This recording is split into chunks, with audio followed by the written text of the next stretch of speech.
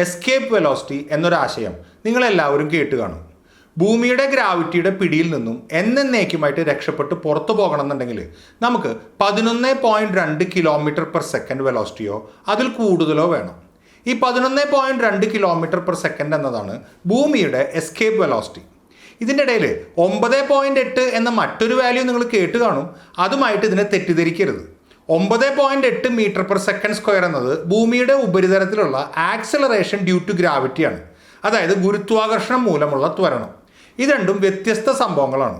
ഭൂമിയുടെ ഉപരിതലത്തിൽ നിന്നും ഭൂമിയുടെ ഗ്രാവിറ്റിയുടെ ശക്തിയെ മറികടന്ന് എന്നേക്കുമായി പുറത്തു കടക്കാൻ നമുക്ക് വേണ്ട വെലോസിറ്റിയാണ് എസ്കേപ്പ് വെലോസിറ്റി.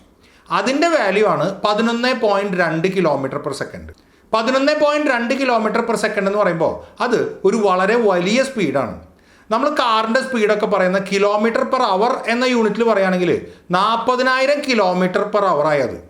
പക്ഷേ നമ്മൾ സാധാരണ ഭൂമിയിൽ നിന്നും ബഹിരാകാശത്തേക്ക് വിക്ഷേപിക്കുന്ന റോക്കറ്റുകൾക്കൊന്നും ഈ പറയുന്ന 11.2 km/s വേഗത ഉണ്ടാവാറില്ല.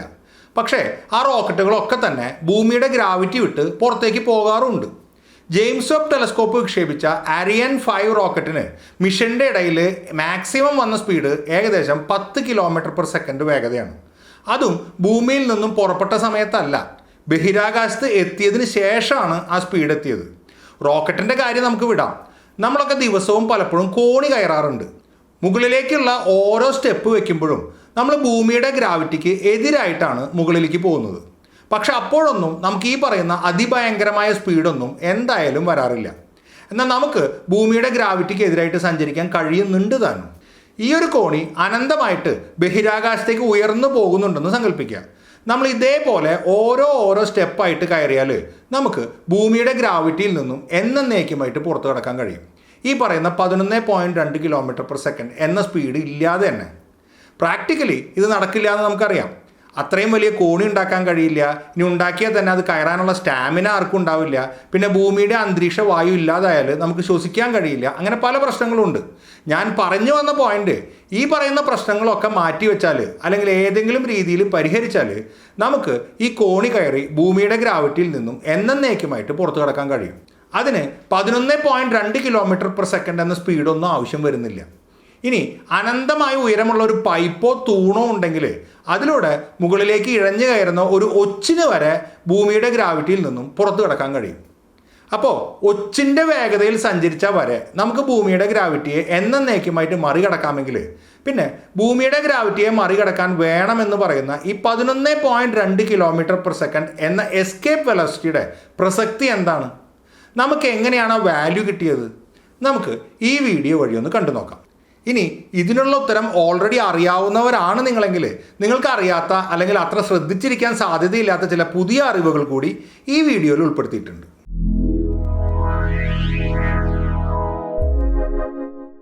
ഹായ് ഫ്രണ്ട്സ്, സയൻസ് ഫോർ മാസിൻ്റെ പുതിയൊരു എപ്പിസോഡിലേക്ക് സ്വാഗതം. എസ്കേപ്പ് വെലോസിറ്റി എന്ന ആശയം ഗ്രാവിറ്റിയെക്കുറിച്ചുള്ള സർ ഐസക് ന്യൂട്ടൻ്റെ തിയറി അനുസരിച്ച് തന്നെ നമുക്ക് വിശദീകരിക്കാവുന്ന ഒരു ആശയമാണ്. അതുകൊണ്ട് നമുക്ക് ആദ്യം അത് വെച്ച് തുടങ്ങാം. തൽക്കാലം ഗ്രാവിറ്റി എന്നത് ഒരു ആകർഷണ ബലമാണ് എന്ന ആശയവുമായി തന്നെ നമുക്ക് മുന്നോട്ട് പോകാം. ഐൻസ്റ്റീൻ്റെ ജനറൽ തിയറി ഓഫ് റിലേറ്റിവിറ്റി അനുസരിച്ച് ഗ്രാവിറ്റി എന്നത് ഒരു ആകർഷണ ബലമല്ല എന്നുള്ള ആശയം വെച്ചുള്ള വിശദീകരണത്തിലേക്ക് നമുക്ക് പിന്നീട് വരാം. സാധാരണ ഫോർമുലകളും കണക്കും മാക്സിമം ഒഴിവാക്കാനാണ് ഞാൻ ശ്രമിക്കാറ്. പക്ഷേ എസ്കേപ്പ് വെലോസിറ്റിയെക്കുറിച്ചുള്ള ഈ വീഡിയോയിൽ അത് പൂർണ്ണമായും ഒഴിവാക്കാൻ കഴിയില്ല. 9ാം ക്ലാസ്സിൽ പഠിച്ച ഫിസിക്സ് ഫോർമുലകൾ മാത്രമേ ഇതിൽ ഉപയോഗിക്കുന്നുള്ളൂ. മാത്രമല്ല, ഫോർമുലകളിൽ താല്പര്യമില്ലാത്തവർക്ക് അത് ശ്രദ്ധിക്കാതെയും വീഡിയോ മനസ്സിലാക്കാൻ സാധിക്കും. തിയറികൾ അനുസരിച്ച് ഒരു വസ്തുവിൻ്റെ ഗ്രാവിറ്റേഷണൽ ശക്തി എന്നത് അനന്തത വരെ നീളുന്ന ഒരു ശക്തിയാണ്. ന്യൂട്ടൻ്റെ ഗ്രാവിറ്റേഷണൽ തിയറി അനുസരിച്ച് രണ്ട് വസ്തുക്കൾ തമ്മിലുള്ള ഗ്രാവിറ്റേഷണൽ ഫോഴ്സ് കണ്ടുപിടിക്കാനുള്ള ഫോർമുലയാണ് ഇത്. F = Gmm/r². ഇതിൽ G എന്നുള്ളത് യൂണിവേഴ്സൽ ഗ്രാവിറ്റേഷണൽ കോൺസ്റ്റൻ്റ് ആണ്. അതിൻ്റെ വാല്യൂ ആണ് ഈ കാണിച്ചിരിക്കുന്നത്. ഇതിൽ ക്യാപിറ്റൽ M എന്നുള്ളത് ആദ്യത്തെ വസ്തുവിൻ്റെ മാസും സ്മോൾ m എന്നുള്ളത് രണ്ടാമത്തെ വസ്തുവിൻ്റെ മാസുമാണ്. R എന്നത് ഈ രണ്ട് വസ്തുക്കളുടെയും സെൻറ്റർ ഓഫ് മാസ് തമ്മിലുള്ള ദൂരമാണ്. പ്രത്യേകം ശ്രദ്ധിക്കണം, ഈ രണ്ട് വസ്തുക്കളുടെയും ഉപരിതലം തമ്മിലുള്ള ദൂരമല്ല, സെൻറ്ററുകൾ തമ്മിലുള്ള ദൂരമാണ് R. ഈ ഒരു ഫോർമുല അനുസരിച്ച് രണ്ട് വസ്തുക്കൾ തമ്മിലുള്ള ഗ്രാവിറ്റേഷണൽ ഫോഴ്സിൻ്റെ ശക്തി അവ തമ്മിലുള്ള ദൂരം കൂടുന്നതിനനുസരിച്ച് കുറഞ്ഞു വരും. എന്നാൽ അത് അത്ര എളുപ്പമൊന്നും 0 ആവില്ല. ആ ഫോഴ്സ് 0 ആണെന്നുണ്ടെങ്കിൽ ഈ r എന്ന ദൂരം ഇൻഫിനിറ്റി ആവണം. അതായത് തിയറി അനുസരിച്ച് ഈ രണ്ട് വസ്തുക്കൾ തമ്മിൽ അനന്തമായ ദൂരത്തിൽ എത്തിയാലേ അവ തമ്മിലുള്ള ഗ്രാവിറ്റേഷണൽ ഫോഴ്സ് 0 ആവും. എന്നാൽ പ്രാക്ടിക്കലി ഇതിനൊക്കെ ഒരുപാട് മുമ്പ് തന്നെ ആ ഫോഴ്സ് നമുക്ക് അളക്കാൻ കഴിയാത്ത അത്രയ്ക്ക് ചെറുതായി കഴിഞ്ഞിട്ടുണ്ടാവും. എങ്കിലും 0 ആവണമെന്നുണ്ടെങ്കിൽ അനന്തമായ ദൂരം കഴിയണം. ഇനി ക്യാപിറ്റൽ M എന്നത് ഭൂമിയാണെന്നും സ്മോൾ m എന്നത് ഒരു കല്ലാണെന്നും വിചാരിക്കുക. ഈ കല്ല് ഭൂമിയിലേക്ക് വീണുകൊണ്ടിരിക്കുകയാണെന്ന് വിചാരിക്കുക. ഭൂമിയിലേക്ക് വീണുകൊണ്ടിരിക്കുന്ന വസ്തുക്കൾക്കൊക്കെ ഭൂമിയുടെ ഗ്രാവിറ്റി മൂലം എപ്പോഴും ഒരു ആക്സിലറേഷൻ, അതായത് ഒരു ത്വരണം ഉണ്ടായിരിക്കും. അതാണ് ഞാൻ നേരത്തെ പറഞ്ഞ ആക്സിലറേഷൻ ഡ്യൂ ടു ഗ്രാവിറ്റി. ഭൂമിയുടെ ഉപരിതലത്തിൽ അതിൻ്റെ വാല്യൂ 9.8 മീറ്റർ/സെക്കൻഡ് സ്ക്വയർ ആണ്. നമ്മൾ 9ാം ക്ലാസ്സിൽ വെച്ച് തന്നെ പഠിക്കുന്ന ചലനത്തിനെ കുറിച്ചുള്ള ഫോർമുലകളാണ് ഈ കാണിച്ചിരിക്കുന്നത്. ഈ ഫോർമുലകൾ വെച്ച് ഈ കല്ലിൻ്റെ ഓരോ നിമിഷത്തെ സ്പീഡും സഞ്ചരിച്ച ദൂരവും സഞ്ചരിക്കാനെടുത്ത സമയവും കണക്കാക്കാൻ കഴിയും. ഇനി ഈ കല്ല് ഭൂമിയിൽ നിന്നും അനന്തമായ ദൂരത്തിലാണെന്നും അവിടെ നിന്നും ആ കല്ല് ഭൂമിയിലേക്ക് വീഴുകയാണെന്നും വിചാരിക്കുക. ഈ ഒരു അവസരത്തിൽ ഇതേ ഫോർമുലകൾ ഉപയോഗിച്ച് നമുക്കിതിൻ്റെ സ്പീഡോ സഞ്ചരിച്ച ദൂരമോ എടുത്ത സമയമോ ഒന്നും കണക്കാക്കാൻ കഴിയില്ല. കാരണം നമ്മൾ ഈ ഫോർമുലകൾ സാധാരണ ഉപയോഗിക്കാറ് ഭൂമിയുടെ സർഫസിനോട് അടുത്താണ്. അവിടെ acceleration due to gravity constant ആണ്, അല്ലെങ്കിൽ കോൺസ്റ്റൻ്റ് ആയിട്ട് നമുക്ക് എടുക്കാൻ കഴിയും. എന്നാൽ അനന്തതയിൽ നിന്നും ഭൂമിയിലേക്ക് വീണുകൊണ്ടിരിക്കുന്ന ഒരു കല്ലിൻ്റെ മേലെ ആക്ട് ചെയ്യുന്ന ഭൂമിയുടെ ഗ്രാവിറ്റേഷണൽ ഫോഴ്സ് ഭൂമിയോട് അടുക്കും തോറും കൂടി വരും. ഇതനുസരിച്ച് അതിൻ്റെ ആക്സലറേഷനും കൂടി വരും. അങ്ങനെ മാറിക്കൊണ്ടിരിക്കുന്ന ആക്സലറേഷൻ അനുസരിച്ച് ഈ ഫോർമുലകൾ വർക്ക് ചെയ്യില്ല. അത്തരം സാഹചര്യങ്ങൾ ഉപയോഗിക്കാനുള്ള കണക്ക് ന്യൂട്ടൺ തന്നെ കണ്ടുപിടിച്ച് വെച്ചിട്ടുണ്ട്. അതാണ് കാൽക്കുലസ്. അങ്ങനെ കാൽക്കുലസ് ഉപയോഗിച്ച് കണക്ക് കൂട്ടിക്കഴിഞ്ഞാൽ അനന്തതയിൽ നിന്നും ഭൂമിയിലേക്ക് വീഴാൻ തുടങ്ങിയ ഈ കല്ലിന് ഭൂമിയുടെ സർഫസിലെത്തുമ്പോൾ എന്ത് സ്പീഡ് ഉണ്ടായിരിക്കും എന്ന് കാൽക്കുലേറ്റ് ചെയ്യാനുള്ള ഫോർമുലയാണ് ഇത്. V = √2gm/r. ആ വസ്തു ഭൂമിയിലെത്തുമ്പോൾ അതിനുണ്ടാകുന്ന വെലോസിറ്റിയാണ് v. ഇതിൽ m എന്നുള്ളത് ഭൂമിയുടെ മാസാണ്. r എന്നത് ഭൂമിയുടെ കേന്ദ്രത്തിൽ നിന്നും സർഫസ് വരെയുള്ള ദൂരമാണ്, അതായത് ഭൂമിയുടെ റേഡിയസ്. പ്രത്യേകം ശ്രദ്ധിക്കേണ്ട ഒരു കാര്യം, ഈ ഒരു ഫോർമുല അനുസരിച്ച് അനന്തതയിൽ നിന്നും ഭൂമിയിലേക്ക് വീഴുന്ന ഒരു വസ്തുവിന് ഭൂമിയിലെത്തുമ്പോൾ എന്ത് സ്പീഡ് ഉണ്ടാവുമെന്നത് ഭൂമിയുടെ മാസിനനുസരിച്ചും ഭൂമിയുടെ റേഡിയസിനനുസരിച്ചും മാത്രമാണ് ഇരിക്കുന്നത്. വീഴുന്ന വസ്തുവിൻ്റെ മാസ് ഒരു പ്രശ്നമല്ല. കാരണം ആ മാസ് ഈ ഫോർമുലയ്ക്കകത്ത് എവിടെയും വരുന്നില്ല. 1 കിലോ മാസുള്ള ഒരു കല്ലായാലും 100 കിലോ മാസുള്ള ഒരു ഇരുമ്പ് കഷ്ണമായാലും ഒരേ സ്പീഡിലാണ് അത് ഭൂമിയിലെത്തുക. ഈ ഫോർമുല വെച്ച് കണക്കാക്കുമ്പോൾ നമുക്ക് കിട്ടുന്ന സ്പീഡാണ് 11.2 km/s എന്നുള്ളത്. അതായത് അനന്തതയിൽ നിന്നും ഭൂമിയിലേക്ക് വീഴുന്ന ഏതൊരു വസ്തുവിനും ഭൂമിയുടെ ഉപരിതലത്തിൽ എത്തുന്ന സമയത്ത് 11.2 km/s സ്പീഡ് ഉണ്ടായിരിക്കും. അങ്ങനെയാണെങ്കിൽ 11.2 km/s സ്പീഡിൽ നമ്മളൊരു വസ്തു ഭൂമിയിൽ നിന്നും മുകളിലേക്ക് എറിഞ്ഞാൽ അത് അനന്തത വരെ എത്തണ്ടേ? അതായത് അനന്തതയിൽ നിന്നും ഭൂമിയിലേക്ക് വീഴാൻ തുടങ്ങുന്ന ഒരു വസ്തുവിന് ഭൂമിയുടെ ഗുരുത്വാകർഷണം മൂലം മാക്സിമം 11.2 km/s സ്പീഡേ കൈവരുന്നുള്ളൂ. എങ്കിൽ അതേ 11.2 km/s അതിൽ കൂടുതലോ വേഗതയിൽ ആ വസ്തു ഭൂമിയിൽ നിന്നും പുറപ്പെട്ടാൽ ഭൂമിയുടെ ഗുരുത്വാകർഷണത്തെ മറികടന്ന് അനന്തത വരെ എത്താൻ അതിന് കഴിയണ്ടേ? അതാണ് എസ്കേപ്പ് വെലോസിറ്റി എന്ന ആശയം. അങ്ങനെയാണ് നമുക്ക് ഈ 11.2 km/s എന്ന വാല്യൂ കിട്ടിയത്. പ്രത്യേകം ശ്രദ്ധിക്കേണ്ട ഒരു കാര്യം, 11.2 km/s വേഗതയിൽ ഭൂമിയിൽ നിന്നും പുറപ്പെടുന്ന വസ്തുവിന് പോകുന്ന വഴിയിൽ വെച്ച് ഒരു തരത്തിലുള്ള പ്രൊപ്പൽഷനും അഥവാ തള്ളിച്ചയും നമ്മൾ കൊടുക്കേണ്ട ആവശ്യമില്ല. അതായത് നമ്മളൊരു കല്ലെറിയുമ്പോഴോ തോക്കുപയോഗിച്ച് വെടിവെക്കുമ്പോഴോ അവയ്ക്ക് പുറപ്പെടുമ്പോഴുള്ള വേഗത മാത്രമേ കാണൂ. പിന്നീട് അങ്ങോട്ട് ഒരു തരത്തിലുള്ള ഫോഴ്സും അവയുടെ സ്പീഡ് കൂട്ടാൻ ശ്രമിക്കുന്നില്ല. അത്തരത്തിലുള്ളൊരു വസ്തുവിന് പുറപ്പെടുമ്പോൾ തന്നെ 11.2 km/s വേഗത ഉണ്ടെങ്കിൽ ആ വേഗത മാത്രം മതി അതിന് അനന്തത വരെ എത്താനായിട്ട്. ഇടയ്ക്ക് വെച്ച് ഒരു റോക്കറ്റും അതിന് തള്ളേണ്ട ആവശ്യമില്ല. അങ്ങനെ പ്രത്യേകിച്ച് ഒരു തരത്തിലുള്ള തുടർച്ചയായുള്ള തള്ളലും ഇല്ലാതെ തന്നെ ഒരു വസ്തുവിന് അനന്തത വരെ എത്താൻ വേണ്ട മിനിമം സ്പീഡാണ് എസ്കേപ്പ് വെലോസിറ്റി. ഇനി റോക്കറ്റ് പോലെ തുടർച്ചയായി പ്രൊപ്പൽഷൻ ഉള്ള, അതായത് തള്ളലുള്ള ഒരു വസ്തുവാണെങ്കിൽ അതിന് ഈ പറഞ്ഞ 11.2 km/s വേഗത വേണ്ട ഭൂമിയുടെ ഗുരുത്വാകർഷണത്തെ മറികടക്കാൻ. സത്യത്തിൽ തുടർച്ചയായുള്ള ഒരു തള്ളൽ പുറകിലുണ്ടെങ്കിൽ നമുക്ക് ഏത് കുറഞ്ഞ സ്പീഡിലും ഭൂമിയുടെ ഗുരുത്വാകർഷണത്തെ മറികടക്കാൻ കഴിയും. അതുകൊണ്ടാണ് ഞാൻ നേരത്തെ പറഞ്ഞത്, ഭൂമിയിൽ നിന്നും ബഹിരാകാശത്തേക്ക് പോകുന്ന റോക്കറ്റുകൾക്കൊന്നും ഭൂമിയിൽ നിന്നും പുറപ്പെടുമ്പോൾ ഈ പറയുന്ന 11.2 km/s വേഗത ഉണ്ടാവാറില്ല. അതുപോലെ തന്നെ നമ്മൾ കോണി കയറുമ്പോൾ ഓരോ സ്റ്റെപ്പ് കയറുമ്പോഴും നമ്മൾ കാലുകൊണ്ട് ആ സ്റ്റെപ്പിൽ ചവിട്ടി തള്ളുന്നുണ്ട്. ആ തള്ളലാണ് നമ്മളെ മുകളിലേക്ക് ചലിപ്പിക്കുന്നത്. അതായത് നമുക്ക് മുകളിലോട്ടുള്ള യാത്രയിൽ ഓരോ സ്റ്റെപ്പിൽ നിന്നും തുടർച്ചയായിട്ട് തള്ളൽ ലഭിക്കുന്നുണ്ട്. അതുകൊണ്ടാണ് 11.2 km/s വേഗത ഇല്ലാതെ തന്നെ നമ്മൾ ഭൂമിയുടെ ഗുരുത്വാകർഷണത്തെ മറികടന്ന് മുകളിലേക്ക് പോകുന്നത്. അങ്ങനെ തുടർച്ചയായ ഒരു തള്ളൽ നമുക്കുണ്ടെങ്കിൽ ഒച്ചിൻ്റെ വേഗതയിൽ പോലും നമുക്ക് ഗ്രാവിറ്റിയെ മറികടന്ന് അനന്തത വരെ എത്താൻ കഴിയും. എസ്കേപ്പ് വെലോസിറ്റി എന്ന ആശയം എന്താണെന്ന് ഇപ്പം മനസ്സിലായി കാണും എന്ന് കരുതുന്നു. ഒരു വസ്തുവിൽ നിന്നുള്ള എസ്കേപ്പ് വെലോസിറ്റി ആ വസ്തുവിൻ്റെ മാസ് അനുസരിച്ചും അതിൻ്റെ സെൻറ്റർ മുതൽ സർഫസ് വരെയുള്ള ദൂരം അഥവാ ആ വസ്തുവിൻ്റെ റേഡിയസ് അനുസരിച്ചും ഇരിക്കും. ഭൂമിയുടെ എസ്കേപ്പ് വെലോസിറ്റി 11.2 km/s ആണ്.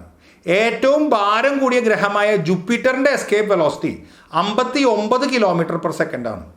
സൂര്യൻ്റെ എസ്കേപ്പ് വെലോസിറ്റി 618 km/s ആണ്. അതായത് സൂര്യൻ്റെ സർഫസിലുള്ള ഒരു വസ്തുവിന് സൂര്യൻ്റെ ഗ്രാവിറ്റിയിൽ നിന്നും എന്നേക്കുമായിട്ട് രക്ഷപ്പെടണം എന്നുണ്ടെങ്കിൽ അതിന് 618 km/s വേഗതയെങ്കിലും വേണം. എസ്കേപ്പ് വെലോസിറ്റി കണക്കാക്കുന്ന ഈ ഫോർമുലയിൽ ഭൂമിയുടെ മാസും ഭൂമിയുടെ റേഡിയസും കൊടുക്കുമ്പോഴാണ് നമുക്ക് 11.2 km/s എന്ന വാല്യൂ കിട്ടുന്നത്. അത് ഭൂമിയുടെ ഉപരിതലത്തിൽ നിന്നും ഒരു വസ്തുവിന് എന്നേക്കുമായി രക്ഷപ്പെടാനുള്ള വെലോസിറ്റിയാണ്. എന്നാൽ ആ റേഡിയസ് കൂടുകയാണെങ്കിൽ എസ്കേപ്പ് വെലോസിറ്റി കുറഞ്ഞു വരും. ഭൂമിയിൽ നിന്നും 36,000 കിലോമീറ്റർ ഉയരത്തിലാണ് ജിയോ സ്റ്റേഷനറി സാറ്റലൈറ്റുകൾ കറങ്ങുന്നത്. ആ ഒരു ദൂരത്തിൽ ഭൂമിയുടെ എസ്കേപ്പ് വെലോസിറ്റി വെറും 4.7 km/s ആണ്. ഭൂസ്ഥിര ഓർബിറ്റിൽ നിന്നും ഒരു വസ്തുവിന് 4.7 km/s വേഗതയിൽ പുറപ്പെട്ടാൽ പോലും അതിന് ഭൂമിയുടെ ഗ്രാവിറ്റി മറികടക്കാൻ കഴിയും. ഇനി ജെയിംസ് വെബ് ടെലസ്കോപ്പ് സ്ഥിതി ചെയ്യുന്നത് ഭൂമിയിൽ നിന്നും 15 ലക്ഷം കിലോമീറ്റർ അകലത്തിലാണ്. ആ ഒരു ദൂരത്തിലുള്ള ഭൂമിയുടെ എസ്കേപ്പ് വെലോസിറ്റി വെറും 0.7 km/s ആണ്. അതായത് വെറും 700 m/s. ആ ഒരു ദൂരത്തിൽ നിന്നും നല്ലൊരു തോക്ക് ഉപയോഗിച്ച് വെടിവെച്ചാൽ തന്നെ ആ വെടിയുണ്ട എന്നേക്കുമായിട്ട് ഭൂമിയിൽ നിന്നും രക്ഷപ്പെട്ടു പോകും. പക്ഷേ ഭൂമി മാത്രമേ ഉള്ളൂ എങ്കിൽ നമുക്കറിയാം നമ്മുടെ സൗരയൂഥത്തിൽ ഏറ്റവും ഗ്രാവിറ്റിയുള്ള വസ്തു സൂര്യനാണ്. സൂര്യനിൽ നിന്നും ഭൂമിയിലേക്കുള്ള ദൂരത്തിനെയാണ് ഒരു ആസ്ട്രോണമിക്കൽ യൂണിറ്റ് എന്ന് വിളിക്കുന്നത്. സൂര്യനിൽ നിന്നും ഒരു ആസ്ട്രോണമിക്കൽ യൂണിറ്റ് അകലെയുള്ള സ്ഥലങ്ങളിലൊക്കെ സൂര്യനിൽ നിന്നും രക്ഷപ്പെടാനുള്ള എസ്കേപ്പ് വെലോസിറ്റി 42 km/s ആണ്. അതുകൊണ്ട് ജെയിംസ് വെബ് ടെലസ്കോപ്പ് നിൽക്കുന്ന ദൂരത്തിൽ നിന്നുകൊണ്ട് നമ്മൾ പുറത്തേക്ക് ഒരു വെടി വെച്ചാൽ ആ വെടിയുണ്ടയ്ക്ക് ഭൂമിയുടെ ഗ്രാവിറ്റി മറികടക്കാനുള്ള സ്പീഡ് ഉണ്ടെങ്കിലും അതിന് സൂര്യൻ്റെ ഗ്രാവിറ്റി മറികടക്കാൻ കഴിയില്ല. എസ്കേപ്പ് വെലോസിറ്റിയുടെ ഈ ഫോർമുലയിലെ ഈ റേഡിയസ് കൂടിയാലുള്ള എഫക്റ്റുകളാണ് നമ്മളിപ്പോൾ കണ്ടത്. ഇനി ആ റേഡിയസ് കുറഞ്ഞാലുള്ള എഫക്റ്റുകൾ നോക്കാം. ഭൂമിയുടെ മാസ് അങ്ങനെ തന്നെ നിലനിർത്തിക്കൊണ്ട് ഭൂമിയെ വല്ല വിധേനയെ നമ്മൾ ഞെക്കി ചുരുക്കി എന്ന് വിചാരിക്കുക. അപ്പോൾ ഭൂമിയുടെ റേഡിയസ് കുറയും. അങ്ങനെ നമ്മൾ 6300 കിലോമീറ്റർ റേഡിയസ് ഉള്ള ഭൂമിയെ ചുരുക്കി വെറും 1000 കിലോമീറ്റർ റേഡിയസ് ആക്കിയാൽ ഭൂമിയുടെ ഉപരിതലത്തിൽ നിന്നുള്ള എസ്കേപ്പ് വെലോസിറ്റി 28 km/s ആയിട്ട് കൂടും. ഭൂമിയെ നമ്മൾ വീണ്ടും ഞെക്കി ചുരുക്കി വെറും 2 കിലോമീറ്റർ റേഡിയസ് ഉള്ള ഒരു ഗോളമാക്കിയാൽ ഭൂമിയുടെ എസ്കേപ്പ് വെലോസിറ്റി 618 km/s ആവും. അതായത് സൂര്യൻ്റെ എസ്കേപ്പ് വെലോസിറ്റിയുടെ അത്രയ്ക്കാവും. ഇനി ഇവിടെ നിന്ന് അങ്ങോട്ട് ഭൂമിയെ ചെറുതാക്കും തോറും ഭൂമിയുടെ എസ്കേപ്പ് വെലോസിറ്റി കൂടുന്ന തോത് അതിഭയങ്കരമായിരിക്കും.